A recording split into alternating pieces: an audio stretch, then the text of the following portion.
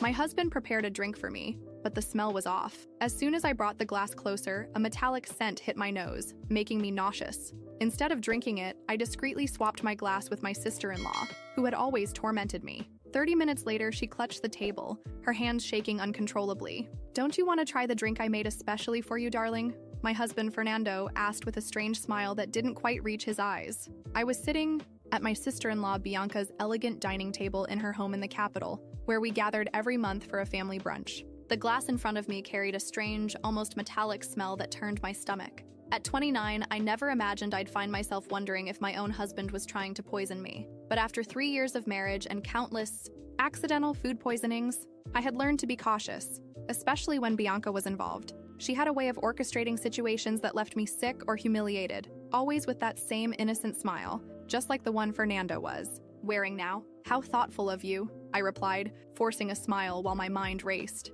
The aroma coming from the glass was unlike any drink I had ever smelled before. It reminded me of the day last month when I ended up in the emergency room after drinking tea at Bianca's house. The doctors couldn't explain my symptoms, and she had insisted she had made the tea exactly the same way she made hers. Bianca watched me closely from across the table, absent-mindedly stirring her own untouched drink. "Fernando has become quite the drink expert lately," she commented with a smirk. "He's been testing different methods just for you." The way she emphasized "for you" sent chills down my spine. Lately, I had noticed Fernando spending more time at Bianca's house, claiming they were planning a surprise for our anniversary. But something felt off. The whispered conversations that stopped when I entered the room, the strange texts I glimpsed on his phone, and now this drink with its peculiar scent. I lifted the glass, pretending to take a sip while studying their expressions. Fernando and Bianca exchanged a quick glance, which only confirmed my suspicions. Making a show of checking my phone, I abruptly stood up. "Oh, look at that. I need to take a quick work call.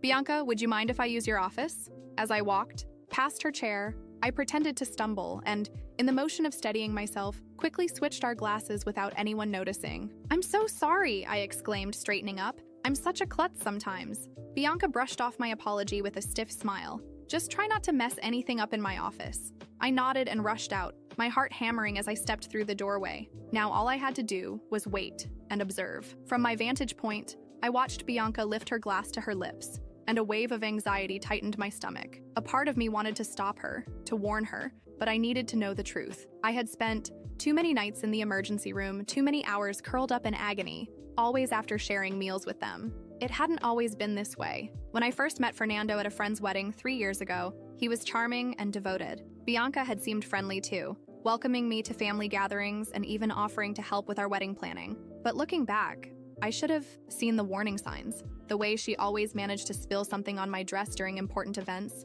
or how my food always had a bit too much seasoning when she helped prepare it. At first, the incident seemed minor, a bit of nausea here, a mild allergic reaction there. Fernando always had a convenient excuse. Maybe it was something you ate earlier, or you're probably coming down with something. But over time, a pattern emerged. The pie. Worst happened 2 months ago when I was hospitalized after having breakfast at their house. The doctors found traces of an unidentified substance in my system, but Fernando convinced everyone that I must have taken some expired medication by mistake. Gripping the doorframe, I watched as Bianca took another sip of her drink. Fernando was casually typing on his phone, unconcerned. My untouched glass still sat on the table, the metallic scent lingering in the air, making my skin crawl. Then I noticed the slight tremor in Bianca's hand. She set her glass down, her complexion suddenly turning pale. "Fernando," her voice wavered. "Something's wrong." Fernando looked up, his expression shifting from confusion to sheer panic as he realized she had taken the wrong drink. He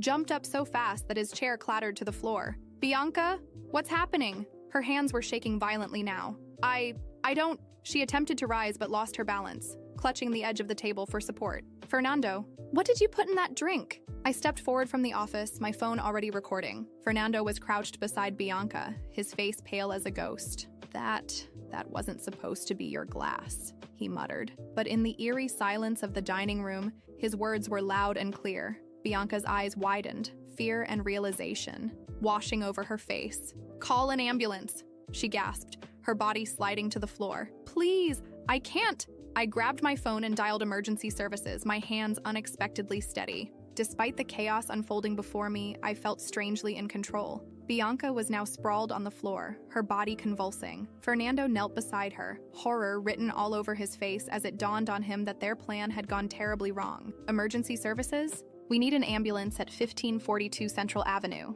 I said clearly, ensuring my phone kept recording. My sister-in-law appears to be having a severe reaction to something she drank. She's conscious but experiencing intense tremors. As I spoke to the dispatcher, Bianca's gaze locked onto mine. The usual cold calculation in her eyes had been replaced by raw panic. "Clarissa," she gasped. "You switched them. You knew." "Ma'am, help is on the way," the dispatcher assured me. "Please stay on the line." Fernando was becoming more frantic by the second. "Bianca, what's happening? This wasn't supposed to—" "Shut up, Fernando." Bianca snapped through clenched teeth, fury momentarily overshadowing her pain. "This is all your fault. You said she'd only get sick enough to miss the board meeting next week. You swore it couldn't be traced."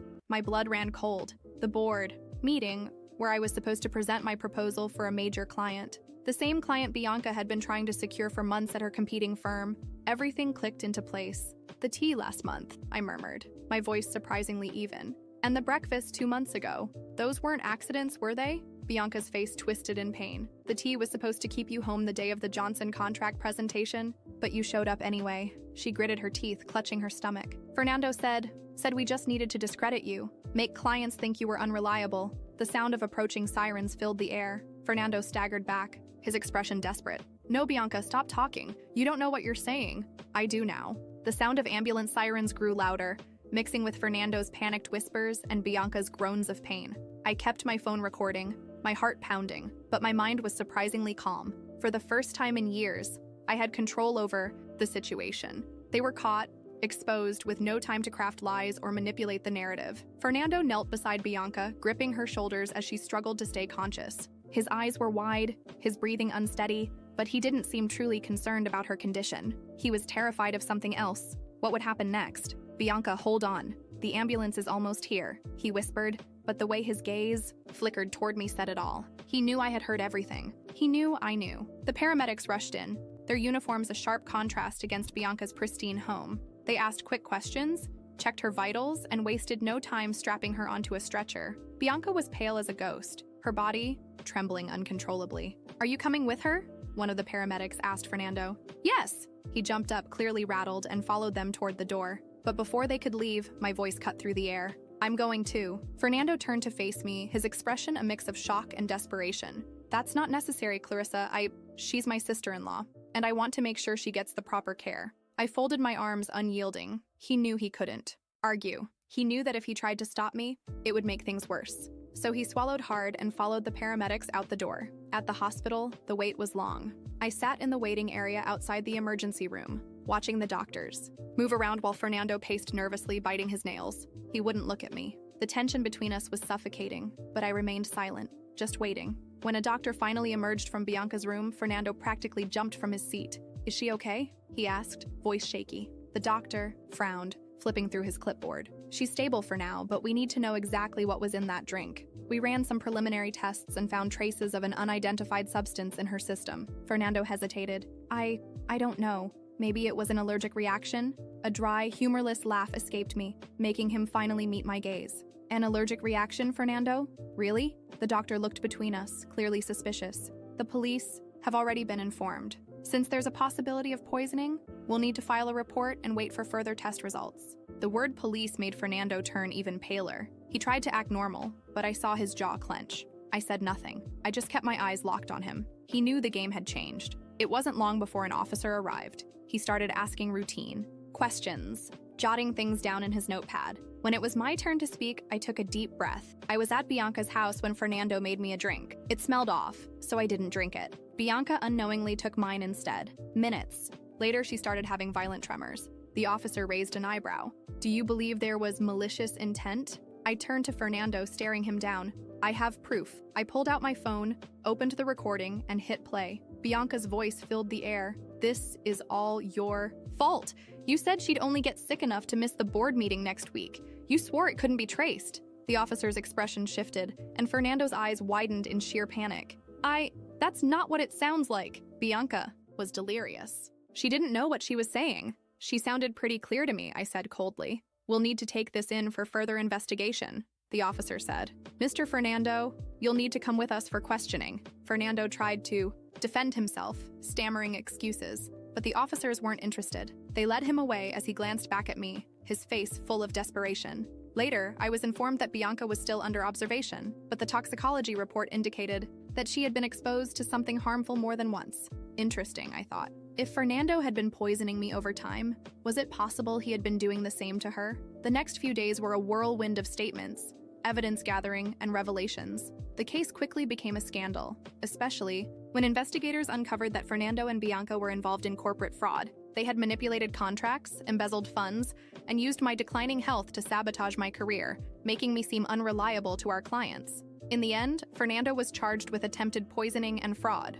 Bianca, who recovered slowly, was forced to cooperate with authorities to reduce her own sentence. And me, after years of humiliation, betrayal, and being used as a pawn in their twisted game, I was finally free. I made sure to be in court on the day of Fernando's sentencing. When the judge handed down the guilty verdict, Fernando's eyes met mine, and for the first time, I saw something beyond his arrogance and control. I saw fear. I saw defeat. I walked out of that courthouse without looking back. He had tried to destroy me, but in the end, he was the one who fell. And me? I started over, stronger, smarter, and with no one left to make me doubt myself ever again. Fernando's arrest was just the beginning. When the police took him away, Bianca was still in the hospital, sedated and surrounded by doctors trying to stabilize her. I could have let it all go at that moment, moved on, and let the system take care of the rest. But that wasn't enough. Spent days waiting for the right moment, keeping up with the news about Bianca and listening to the rumors within the hospital.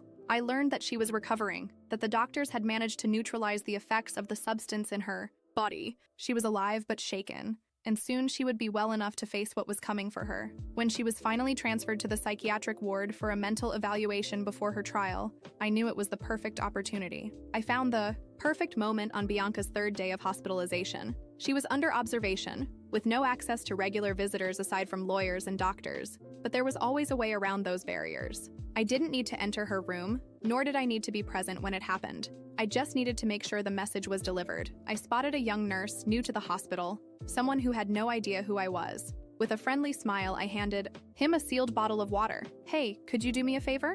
I asked in a casual tone. "My sister-in-law is in room 2113. I heard she hasn't been drinking enough water. Could you take this to her?" The young man hesitated for a second, but the rush of hospital life didn't give him time to question it. He took the bottle without much thought and nodded. "Sure, of course." I watched from a distance as he walked down the hallway and entered her room.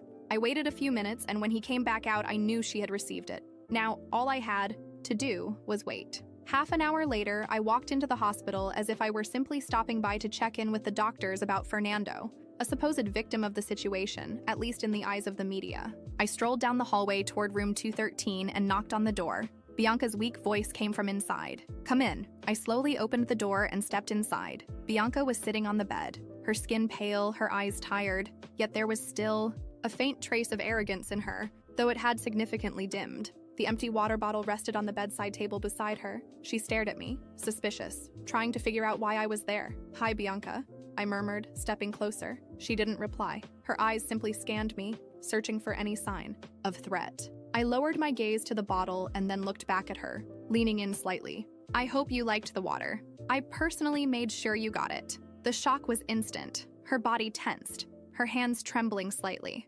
What? She looked at the bottle, then at me, then back at the bottle again. "Oh, Bianca," I sighed, lowering my voice. "I left a little gift inside for you." Panic took over her immediately. She lurched forward, shoving her fingers down her throat, trying to force herself to vomit. Her eyes were wide with sheer horror. No, she gasped, her chest rising and falling rapidly. The scene was pathetic. The desperation, the uncertainty, the absolute terror. Everything I had felt every time I left a dinner with them. Every time I fell sick without knowing why. Every time I wondered if I would wake up the next day. This can't be happening," she muttered, pressing her hands against her stomach as if expecting something to start eating her from the inside out.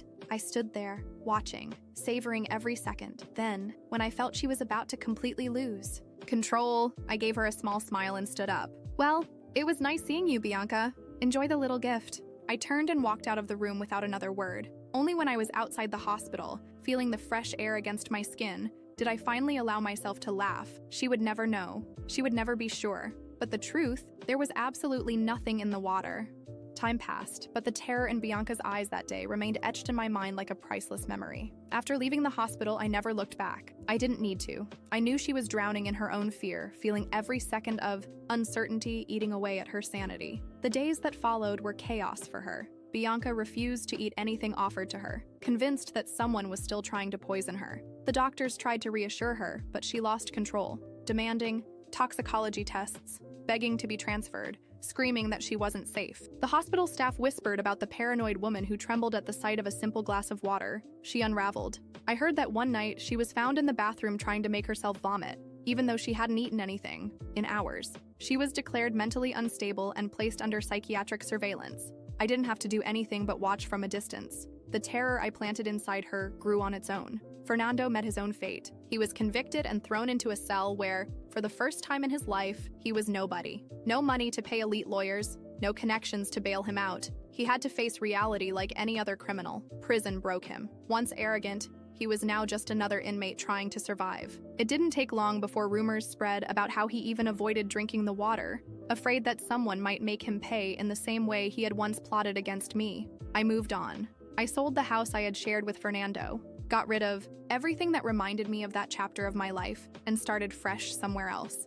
Over time, I stopped thinking about them, but fate had other plans. Bianca didn't disappear from my life entirely. Months later, by chance, I overheard a conversation about a once powerful businesswoman who had been permanently institutionalized. A former socialite, now nothing more than a broken woman, locked in a high-security psychiatric hospital because no one could handle her paranoia anymore. That's when I found out that Bianca never recovered. I learned that after her forced commitment, she refused to drink anything unless it was brought to her by a family member. But ironically, there was no one left. Her family abandoned her, her friends disappeared, and she was completely alone. When she was transferred to a private facility, she became a nightmare for the staff, obsessively convinced that someone was still out to get her. One night, a frustrated nurse, tired of her constant screaming, set a glass of water in front of her and said, "You think you're poisoned? Then don't drink it. But if you don't, you'll die of thirst. Your choice." They say Bianca sat frozen for hours, staring at the glass, crying endlessly. In the end, she drank it, and she survived. But that didn't bring her peace. If anything, it made her paranoia worse. She became convinced that they were just waiting for the right moment. I never had to lay a finger on her. I never had to do anything beyond letting her own mind do the work for me. Bianca lived through the same hell I once did. But unlike me, she never escaped it. And me? I moved forward. I didn't become bitter or vengeful. I simply understood that sometimes the worst punishment doesn't come from direct actions, but from fear. And ironically, Bianca herself had taught me that. She had tried to destroy me with poison, but in the end, all it took to destroy her was a simple glass of water.